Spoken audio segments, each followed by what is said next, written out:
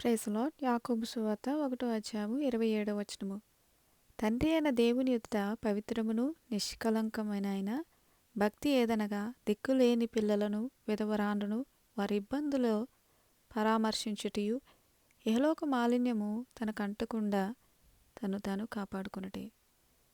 దేవుని వాక్యం ఏం సెలవిస్తుందంటే, దేవుని ఎదుట పవిత్రమైన నిష్కళంకమైన భక్తి ఏదంటే దిక్కులేని పిల్లలను విధవరాండ్రను వారి యొక్క ఇబ్బందులలో మనం పలకరించాలంట.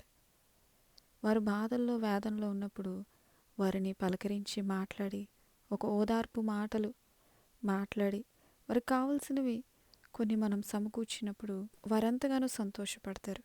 దేవుడు కూడా మనకు ప్రతిఫలాన్ని దయచేస్తారు. అలాగే దేవుని వాక్యము ఏం సెలవిస్తూ ఉందంటే, ఇదిగో నేను ఆకలిగొన్నప్పుడు మీరు నాకు ఆహారం ఇచ్చారు, నాకు దాహం వేసినప్పుడు మీరు నాకు నీరిచ్చారు, నేను పరదేశిగా ఉన్నప్పుడు నన్ను చేర్చుకున్నారు, దిగంబరిగా ఉన్నప్పుడు నాకు వస్త్రం ఇచ్చారు, నేను అనారోగ్యంగా ఉన్నప్పుడు నన్ను చూడ్డానికి వచ్చారు, చెరసాల్లో ఉన్నప్పుడు నా ఎద్దుకు వచ్చారు.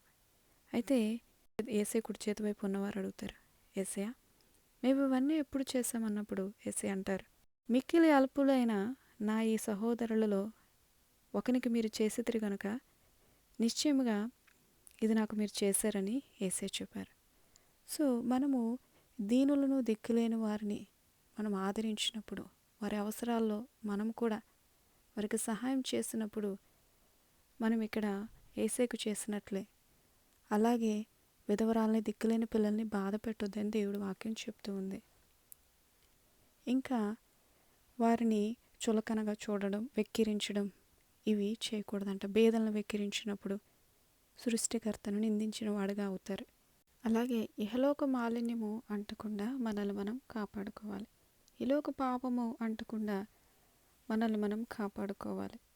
చిన్న ప్రార్థన చేసుకోవచ్చు. పరిశుద్ధుడ తండ్రి, అయ్యా నాన్న దిక్కులేని వారిని విధవరాండ్రని ఇబ్బందులు పరామర్శించే కృపనివ్వండి. అలాగే ఈ లోక పాపం అంటకుండా మమ్మల్ని మేము కాపాడుకుంటూ భక్తిగా బ్రతికే కృపను దయచేయండి.